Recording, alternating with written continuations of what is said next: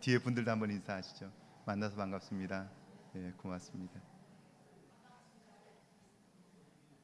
여러분, 살아가면서 작은 것이라도 여러분의 삶에 변화가 있다면 여러분의 미래는 지금까지 살아온 삶과는 조금 다를 수 있어요.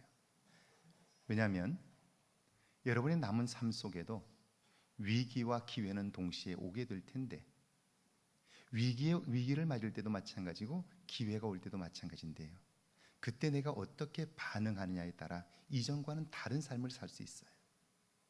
그러니까 오늘 하루하루 내 삶의 작은 변화들을 추구하면, 그러면 내 남은 생애 속에 오는 위기와 기회의 때에 다르게 반응함으로 다르게 살 수 있지만, 지금까지 살아왔던 방식으로 살아간다면 이후의 삶도 전혀 달라지지 않을 거예요. 그러니까 여러분이 살면서 작은 것이라도 여러분의 삶에 변화를 준다면 여러분의 미래는 분명 달라질 거예요. 주일에 조금 일찍 와서 기도로 준비하고 성경을 펴서 미리 찾아놓고 하는 것, 작은 거지만 그 작은 것은 여러분의 인생을 바꿔놓을 수 있을 거예요. 그런데 이 작은 것 하나 바꾸지 못하면서 나의 인생의 미래에 새로움이 있을 것이다, 다른 변화가 있을 것이다 기대하는 사람은 정말 어리석은 사람이에요. 어제와 똑같이 오늘을 살고 내일은 새로울 것이 있다, 그것은 불가능한 일이에요. 그런데도 우리는 그렇게 생각하고 사는 사람들이 얼마나 많은지 몰라요. 이번 주 여러분의 삶에 작은 변화가 있기를 주의 이름으로 축원합니다. 여러분, 사람을 위대하게 하는 것이 무엇일까요? 똑같은 시간, 똑같은 장소에 있었지만 그곳에서 누구는 아름다운 삶을 연출해요. 그런데 대부분의 사람들은 그렇지 못해요. 이유가 뭘까 하는 거예요. 1961년 당시 미국과 소련은 군비 경쟁을 통해서 서로의 우위를 점유하려고 혈안이 되어 있었습니다. 그런데 미국 코앞에 있는 쿠바가 소련 편에 서면서 미국은 위기감을 느끼게 됩니다. 그래서 미국의 CIA는요, 쿠바에서 망명한 사람 1,500명을 모아 특수훈련을 시킵니다. 쿠바의 카스트로 정권을 무너뜨리기 위함이에요.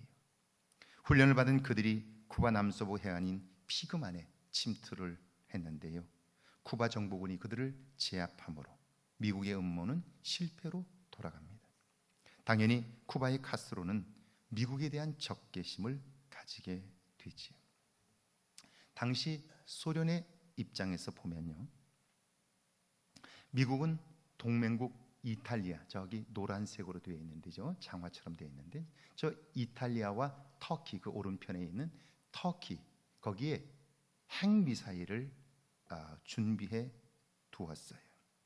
그러니까 저기서 핵미사일을 발진하면 16분이면 모스크바에 폭격을 할 수 있어요. 그러니까 소련은 미국의 핵 위협 앞에 놓여 있는 거죠. 그런데 소련은 미국 본토에 닿는 대륙간 탄도 미사일이 없습니다. 그러니까 자기들은 직접적인 위협을 받고 있는데, 그런데 자기들은 상대방을 타격할 방법이 없는 거예요. 그러니까 불안하죠. 1962년 5월 후르시초프 총리와 쿠바의 카스트로 대통령은 쿠바에 미사일 기지를 건설하는 비밀 계약을 체결합니다. 은밀하게 했지만 미국이 모를 리가 없습니다. 미국은 U2 정찰기를 보내서 미사일 기지 사진을 확보했어요. 다음 날 바로 케네디 대통령에게 보고되자 미국은 발칵 뒤집혔습니다. 쿠바와 미국은 불과 거리가 얼마 되질 않아요. 특별히 쿠바에서 워싱턴이나 뉴욕 같은 경우에는 너무너무 짧아요. 단거리에 쿠바의 미사일 기지를 세웠다고 하면 미국으로서는 정말 대책이 없는 거죠. 미국은 발칵 뒤집혔습니다. 미국과 소련의 긴장 관계는 극에 달했고 그 유명한 쿠바의 위기가 시작된 것입니다. 이런 상황에서 소련은 1962년 10월 1일 4척의 잠수함을 쿠바에 보냅니다. 그중 하나가 B-59인데요. 히로시마급의 핵무기를 포함한 22개의 발사대를 갖춘 공격형 핵잠수함입니다. 핵무기를 포함한 모든 결정을 함장과 부함장 그리고 정치장교가 결정하는데요. 10월 24일 미국은 이걸 미리 알고 쿠바 해상을 봉쇄하고 근처에 숨어있던 러시아 잠수함을 강제로 올라오도록 그렇게 하기 위해서 연습용 폭내를 투하하겠다고 통보를 했어요. 폭내를 투하하면 잠수함들이 망가지고 깨지죠. 그러니까 항복하라는 것입니다. 10월 27일부터 미국은 예정대로 폭내를 투하하기 시작합니다. B-59 잠수함은 깊은 곳으로 들어갔으니까 안전하긴 한데요. 그런데 모스크바와 너무 깊이 들어가니까 교신이 되질 않아요. 깊은 곳에 심해에 들어가서 자망을 하고 있는데 불안한 거예요. 바깥 상황을 모르니까요. 모스크바에서 연락을 받아야 되는데 지휘 통제를 받지 못하고 그렇게 하루 이틀 지나니까 바깥 상황이 궁금하고 불안해진 거예요. 도대체 어떻게 되었을까? 이 상황에서 소련과 미국이 전쟁을 하고 있을까? 어떻게 되었을까? 불안한 거예요. 당황스러워요. 결국 전쟁 상황이 벌어졌을 것이라 여긴 함장이 미국을 향해서 핵무기를 사용하도록 결정을 합니다. 정치장교 역시 그렇게 하여 우리 임무를 수행하자고 말합니다.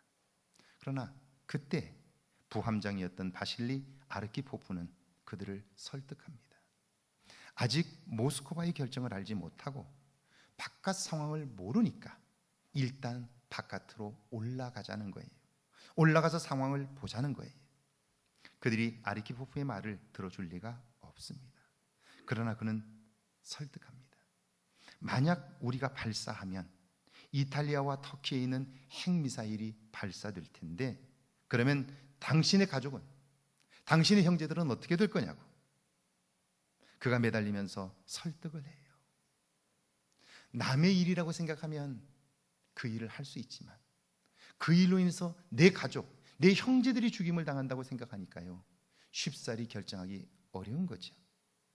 결국 그의 설득에 그 B-59는 바다 위로 올라오게 돼요. 그리고 그들은 모스크바로 귀환하라는 명령을 받게 돼요. 만약 그가 없었다면 엄청난 사람들은 떼죽음을 당했을 것이고요. 미국과 소련은 핵전쟁을 하게 되었을 거예요. 그 엄청난 전쟁을 막을 수 있었던 힘, 그게 뭡니까? 그게 기술입니까? 그게 능력입니까? 재주입니까? 믿음이었어요. 결국 마지막까지 그가 믿음을 가지고 그들을 설득했고 그 믿음은 불안과 두려움을 이기게 했어요. 마지막까지 인내하게 한 거예요. 만약 그 사람마저 지금의 상황만 눈앞에 결정을 하고 있는 함장과 그리고 눈앞에 불안한 상황만 보았더라면 어떻게 되었을까? 생각만 해도 끔찍한 일이 벌어졌을 거예요. 믿음이란 중요한 순간에 이렇게 엄청난 힘을 발휘하게 하고요. 믿음은 그 사람을 위대하게 만드는데 과연 그 믿음으로 사는 여러분들은 그 믿음을 얼마나 소중하게 여기며 사십니까? 오늘 그에게 본문의 욥은 지금 눈앞에 있는 것만 보며 살아가는 친구들에게 계속해서 이야기를 해요. 욥기 21장 14절과 15절입니다. 같이 한번 읽어볼까요? 14절과 15절입니다. 그러할지라도 그들은 하나님께 말하기를 우리를 떠나소서 우리가 주의 도리 알기를 바라지 아니하나이다. 전능자가 누구이기에 우리가 섬기며 우리가 그에게 기도한들 무슨 소용이 있으랴 하는구나. 악한 자가 흥하고 자손들이 잘 돼요. 저들의 짐승은 새끼도 잘 낳고요. 저들은 죽을 때에도 평안히 죽어요. 악인의 형통함은 신실하고 경건한 사람들에게는 정말 이해하기 어려운 주제예요. 그런데 그들은 자신들이 형통함을 누리면서도 하나님을 무시해요. 우린 더 이상 하나님을 알고 싶지 않다는 거예요. 도움이 필요 없는데 왜 우리가 그를 섬기며 기도하겠느냐고 그래요. 그러면서 하나님을 향해서 우리를 떠나라 그렇게 말해요. 오늘 우리 주변에도 이런 사람들이 참 많아요. 내가 주인이 되어 사는 사람, 내 인생의 주인이 되어 사는 사람들은 모두 다 그의 몸으로 하나님을 떠나라고 하는 말과 같은 거죠. 그 사람들은 모두 다 그런 삶을 사는 사람들이에요. 그렇다면 생각해 보세요. 지금까지 욥의 세 친구 엘리바스와 빌닷과 소발은 하나님은 악한 자를 심판하시고 선한 자를 축복하신다라고 말했는데 정말 오늘 우리가 사는 삶이 그렇느냐 하는 거예요. 정말 악한 자가 하나님의 심판을 받으며 그래서 멸망하고 선한 자는 하나님이 높여주셔서 복된 삶을 사느냐 하는 거예요. 오늘 우리가 살고 있는 이 세상 속에도 악한 자가 득세하는 경우들이 얼마나 많아요. 그렇다면 이 세상은 악한 자를 하나님이 심판하고 그리고 선한 자를 높이신다라고 하는 그것만으로는 이 세상은 설명되지 않는 것이고요. 그 세 친구들의 주장은 틀린 거예요.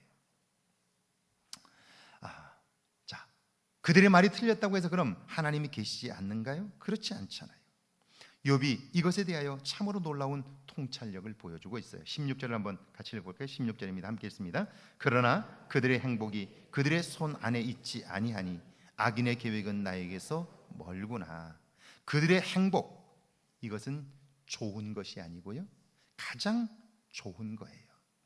우리의 눈앞에 보이는 현실을 보면 악한 자들이 득세하는 것 같고 저들의 짐승들은 새끼도 잘 낳고 악하게 살다가 죽는 모습을 보니까 평안하게 죽는 것 같아요. 그러니까 왜 악인이 형통하느냐라고 생각하고 시험에 들 수 있는데, 그런데 그들은 이 땅에 사는 동안 행복을 알지 못한다. 욥은 그렇게 이야기해요. 행복이란 가장 삶에 있어서 중요한 것인데요, 그들은 그것을 알지 못한다는 거예요. 이 가장 중요한 것은 그들의 손으로, 그들의 노력이나 재주로 얻을 수 있는 게 아니에요. 그러니까 그들은 그것을 알지도 못하는데요. 그런데 욥은 그것을 추구해요. 여러분, 그것이 무엇일까요? 삼성그룹의 창업주고 이병철 회장은 1987년 죽음을 맞기 한 달 전 절두단 성당의 박희봉 신부님에게 편지를 하나 보냈어요. 우리가 아는 것처럼 그분은 우리나라에서 개인적으로 가장 돈이 많은 분이었어요. 사회적으로, 기업적으로 가장 성공한 분이었죠. 그래서 세상 사람들은 모두 다 그 사람처럼 되고 싶어 하고요, 그리고 그를 영웅시했어요. 그런데 그분은 죽음을 앞두고 모든 것을 성공했고 모든 사람이 부러워하는 그 사람은 죽음을 앞두고 무슨 생각을 했을까? 그분의 편지에는 24개의 질문이 있어요. 반복되는 것이니까 제가 몇 가지만 이야기해 볼게요. 첫 번째가 신의 존재를 어떻게 증명할 수 있느냐는 거예요. 신은 왜 자신의 존재를 똑똑히 드러내 보이지 않느냐는 거예요. 신은 우주 만물의 창조주라고 하는데 무엇으로 증명할 수 있느냐는 거예요. 신이 인간을 사랑했다면 왜 고통과 불행과 죽음을 주었느냐 하는 거예요. 신은 왜 스탈린이나 히틀러 같은 악인을 만들었느냐는 거예요. 예수는 우리의 죄를 대신 속죄하기 위해 죽었다는데 우리의 죄란 무엇이냐는 거예요. 신은 왜 우리로 하여금 죄를 짓게 내버려 두었느냐는 거예요. 인간이 죽은 후에 영원히 천국과 지옥으로 간다는데 어떻게 그것을 믿을 수 있느냐 하는 거예요. 여러분, 눈앞의 현실만 보며 사는 사람들은요, 수단 방법을 가리지 않고 모으고 늘리는 것에만 관심해요. 자기가 주인 되어 사는 사람은 자기가 모든 것을 다 안다고 생각하고 자기 판단과 자기 생각을 쫓아 살아요. 그러니까 조금도 달라지려고 하지 않아요. 마치 과거의 자신의 생각과 신념을 지키는 것이 자기를 지키는 것처럼 생각해요. 그리고 그것이 내 삶의 전부라고 받아들이는 거예요. 그런데 여러분, 내가 주인 되어 사는 사람이나 또한 모으고 늘리는 것에만 관심하는 사람, 그래서 그가 얼마를 얻었든지 그는 어느 순간 자기 자신에게 채워지지 않는 부분이 있다는 걸 느끼게 돼요. 그러고 보니까 내가 모든 것을 가졌는데, 그래서 사람들은 나를 부러워하는데, 그런데 내가 볼 때 가진 것은 없지만, 그러나 그들 중에는 기쁘게 사는 사람들이 있어요. 보람과 만족함 가운데 사는 사람들이 있어요. 그리고 실제로 그들의 삶은 행복해요. 그런데 그들이 부러워하고 그들보다 모든 것을 가지고 있는 나는 어떤가요? 저들은 죽음을 두려워하지 않는데 나는 어떤가요? 지금에 와서 보니까 어떤가요? 저들은 정말 그것을 믿고 살아감으로 자유한 자로 사는데, 그런데 나는 그게 믿어지지 않아요. 그래서 남은 결과는 뭔가요? 내 삶이 불안해. 이해가 되지 않는 게 너무 많아요. 죽음이 무엇인지를 몰라요. 그런데 죽음은 다가오고 있어요. 여러분, 그 불안감이 얼마나 커요. 돌아보니까 지금까지 무엇을 얻고 이룬 것으로 인한 기쁨이 있었어요. 그런데 그 기쁨은 오래가지 못해요. 잠시였어요.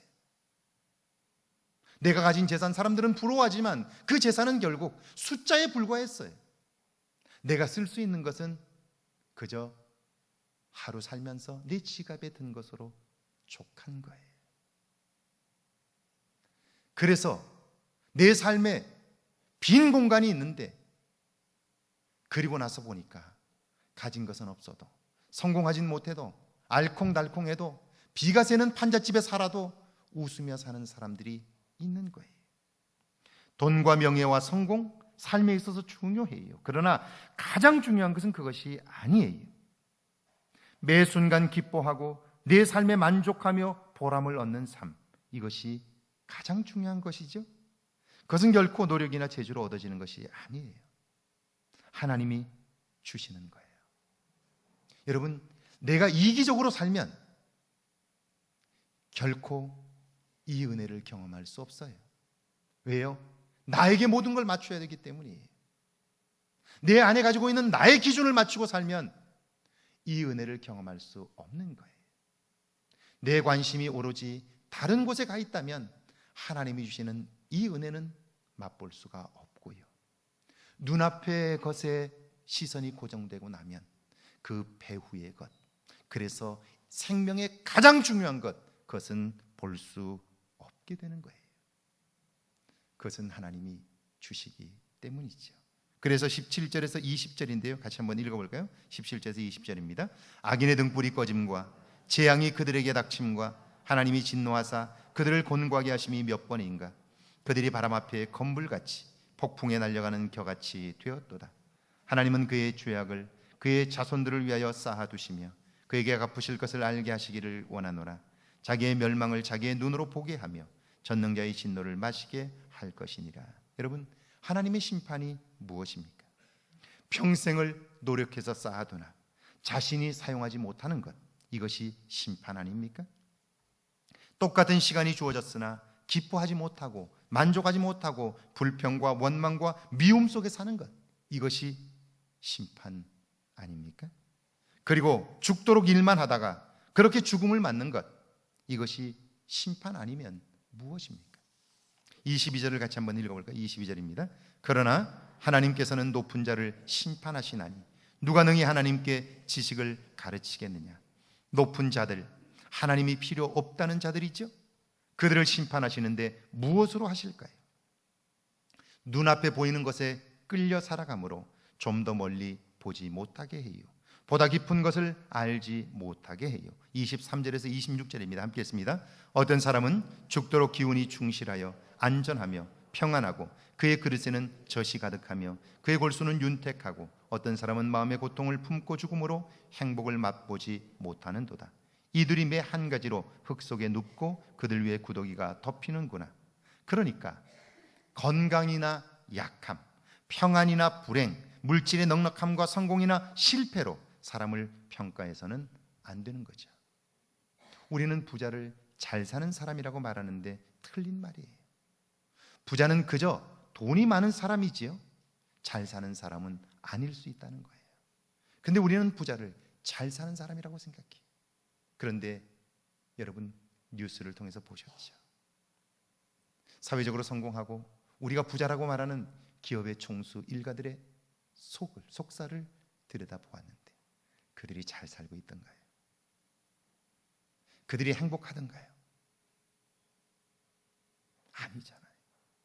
그러니까 그들은 그것을 추구하며 눈앞의 것에 눈이 멀어 결국 가장 소중한 그것을 보지 못하고 살아갔다는 거죠.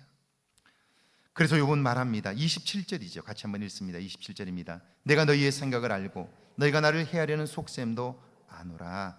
지금 너희가 옳은 말을 하고 있는데 옳고 그름이 아니라 지금 너희 마음속에 기쁨이 있느냐는 거예요. 삶의 즐거움이 있느냐 하는 거예요. 해하려는 속셈, 그것은 미움이에요. 분노예요. 나의 옳음 때문에 그것에 사로잡혀 있는 나를 보지 못하는 거예요. 그런데 고난당하고 억울한 비난을 받고 있는 욥은 어때요? 그는 하나님을 향하여 이렇게 말했어요. 하나님은 나의 억울함을 알고 계시고 그러므로 결정적인 때에 나를 변론하실 것입니다.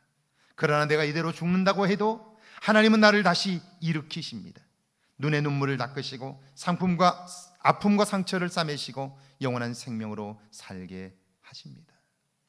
그리고 나면 하나님은 아마 나를 그리워하실 것입니다.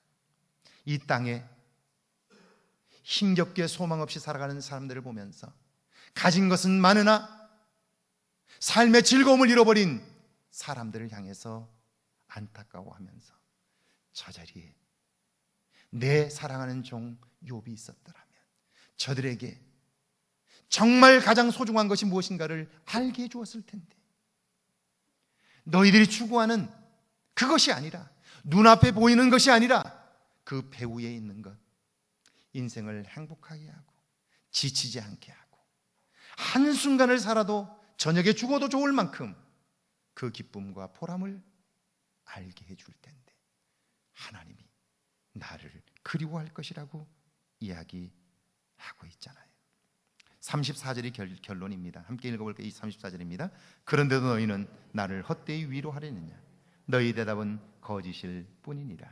결국 욥의 친구들은요, 잘못된 자기 확신과 이론에 빠져 지금 여기밖에 보지를 못해요.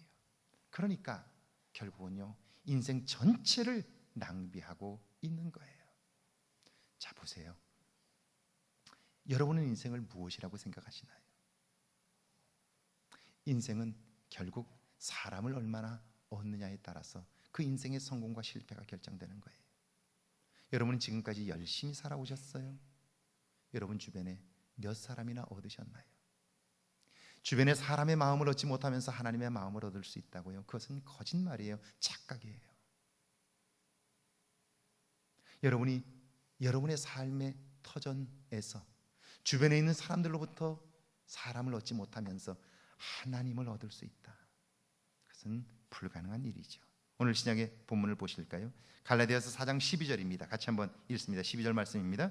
형제들아, 내가 너희와 같이 되었은즉 너희도 나와 같이 되기를 구하노라. 너희가 내게 해롭게 하지 아니하였느니라. 여러분, 지금 사도 바울에게 무엇이 있습니까? 그가 사회적으로 성공했습니까? 돈이 많습니까?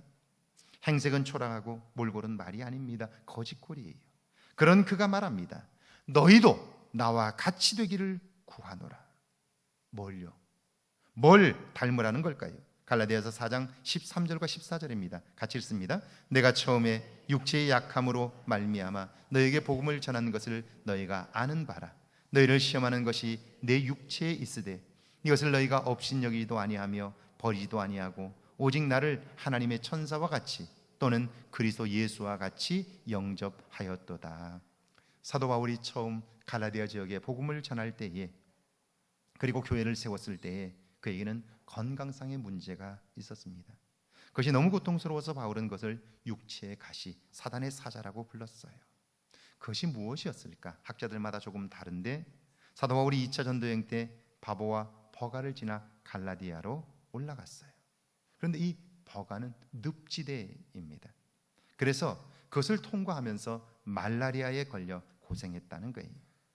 어떤 학자는 루스라 지방에서 겪은 육체적 핍박으로 인하여 고통을 겪었고 간질과 안질을 앓았다고 주장하는 사람도 있습니다. 그것이 무엇이었든 복음을 전하는 사도 바울에게는 걸림돌이 된 것이 분명해요. 생각해 보세요. 병든 몸으로 병색이 완연한 얼굴로 복음을 전한다고 할 때 누가 믿겠어요? 전도를 하다가, 설교를 하다가 갑자기 눈동자가 위로 돌아가고 의식불명이 온 상태를 상상해 보세요. 사지가 뻣뻣하고 땅바닥에 드러눕고 심하게 뒤틀리고 구토하는 모습. 제가 설교를 하다가 그런다면 여러분 어떻게 하시겠어요? 시험거리입니다. 그런데 그들은 그런 사도 바울을 업신여기지 않았어요. 내쫓지도 않았어요. 오히려 천사와 같이 예수님을 대하듯 했어요. 사도 바울로서는 그들의 그런 사랑을 잊을 수가 없는 거예요. 게다가 15절입니다. 같이 한번 읽어보겠습니다. 15절. 너희의 복이 지금 어디 있느냐? 내가 너희에게 증언하노니 너희가 할 수만 있었더라면 너희의 눈이라도 빼어 나에게 주었으리라. 너희의 복이 지금 어디 있느냐? 지금 너희에게 그때의 기쁨이 있느냐? 구원받아 감격하며 그래서 어떤 것도 용납하고 품어주는 모습. 눈앞의 문제가 아니라 그 사람의 고통을 보면서 안타까워하는 마음, 그 마음이 지금 너희에게 있느냐? 그걸 묻고 있는 거예요. 신앙이란 무엇입니까? 지금 여기의 현상이 아니라 본질을 보는 거예요. 오늘 우리가 이 자리에 예배를 드리러 나와 앉아 있지만 저를 보는 것이 아니라 오늘 우리의 예배를 받으시는 하나님을 보는 거예요. 사람의 말이 아니라 사람의 말 속에 담긴 하나님의 음성을 듣는 거예요. 과연 여러분은 오늘 이 자리에 나와서 그 음성을 들으며 그 하나님을 만나고 있느냐 하는 거예요. 그 사람이나 사건이 아니라 그때 행하시는 하나님을 보는 거예요. 그래서 그 하나님을 만나며 그 하나님의 음성을 들을 때 우리는 세상 사람들과는 다른 삶을 살게 되는 거죠. 여러분이 기억하는 세계의 영웅은 누구입니까? 여러분이 기억하는 아름다운 삶을 산 사람들은 누구입니까? 돈이 많은 사람입니까? 세계를 정복한 사람입니까? 그렇지 않을 거예요. 여러분 마음속에 영웅으로 남아있는 사람은요, 자기를 희생하고 헌신하고 그럼에도 불구하고 기뻐하고 보람있게 살았던 사람들일 거예요. 마더 테레사가 그런 사람이고요, 알버트 슈와이처가 그런 사람이에요. 그런데도 불구하고 우리는 그런 사람을 존중하면서 존경하면서도 왜 끊임없이 부자를 잘 사는 사람이라고만 생각하고 그 사람의 뒤를 쫓고 싶어 할까요? 거기까지 가지도 못하면서 왜 거기만 계속해서 쫓고 있는 걸까요? 오늘 우리의 눈이 지금 눈앞에 있는 것에 묶여 있는 것은 아니냐 하는 겁니다. 사랑하는 여러분, 우리가 성령의 충만함을 받아야 하는 이유가 바로 여기 있습니다. 성령의 도움이 아니면 우리는 지금 눈앞의 일에서 벗어날 수 없습니다. 성령은 기도하는 사람들과 함께 하십니다. 구하고 찾고 두드리는 사람과 함께 하셔요. 아니, 그런 사람만이 성령의 함께 하심을 느낄 수 있습니다. 6월 24일부터 한 주간 릴레이 기도가 있어요. 30일 주일 오후부터 7월 3일 수요일까지 부흥성회가 있습니다. 기도하고 말씀으로 훈련하는 시간이에요. 기도를 통해, 부흥성회를 통해 지금 여기가 아니라 구원의 감격을 회복할 수 있어요. 여러분, 신앙생활을 하면서 작은 것 하나 몸으로 실천하려고 하고, 그리고 내가 이 재단의 집사로, 권사로, 장로로 직분을 받았다면 그 직분에 응답하려고 노력하게 될 때 우리의 눈에 비늘 같은 것이 벗겨져요. 그리고 지금 여기가 아니라 그 본질을 볼 수 있게 되고요, 그때 함께 하시는 하나님을 경험할 수 있는 거예요. 지금 눈앞에 보는, 눈앞의 현상만 보는 이 삶에서 벗어나지 않는다면 우리의 삶은 결코 달라지지 않을 거예요. 사랑하는 여러분, 작은 것에 도전하십시오. 작은 것에 순종하십시오. 그 작은 변화가 여러분 삶 전체를 누룩처럼 새롭게 할 것입니다. 이런 은혜가 저와 여러분 모두에게 있기를 주의 이름으로 축원합니다.